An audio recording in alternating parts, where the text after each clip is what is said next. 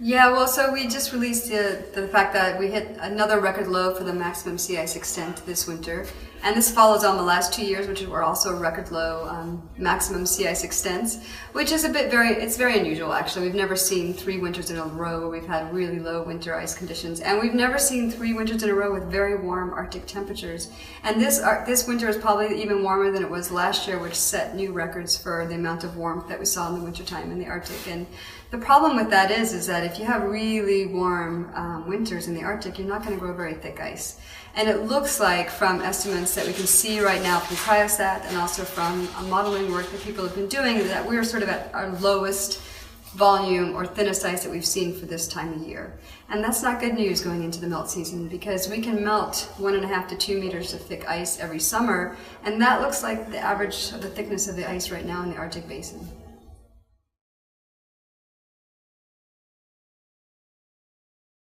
Yeah, so we've been seeing over recent decades a dramatic decline in the Arctic sea ice and rapid warming, and the conversation's now moving to what could the consequences of that be for places much further afield, like for the UK, for North America. And that's a really active area of science, and I think there's a scientific consensus now building that certainly what happens in the Arctic does not stay in the Arctic. There will be far-flung effects.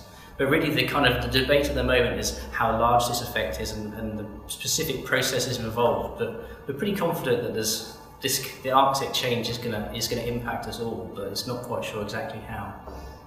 So there's been a lot of talk about whether we may experience more frequent or more intense cold winters, which seems counterintuitive in a warming world. But there's some hypotheses out there that say that the Arctic warming may change wind patterns and may increase the frequency of cold winds coming to the UK.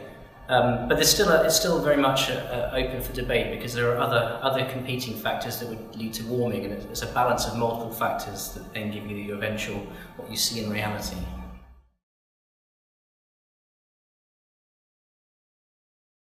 Well, as you say, there's a large amount of variability year to year in terms of the Antarctic sea ice.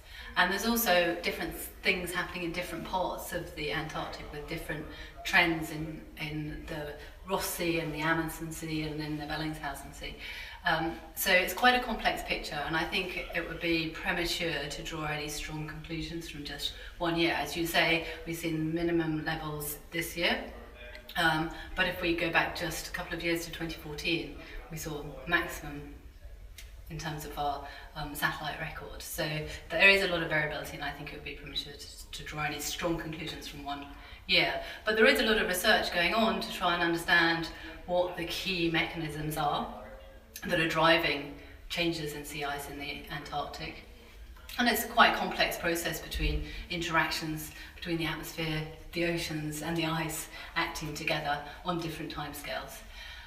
So I think that we are going to start to see developments in our understanding. Yeah, well, certainly in the long term, all the climate models indicate a decrease in sea ice over the long term in the Antarctic. But the caveat on that is that that's with quite low confidence because of our weaknesses in our ability to model the Antarctic sea ice.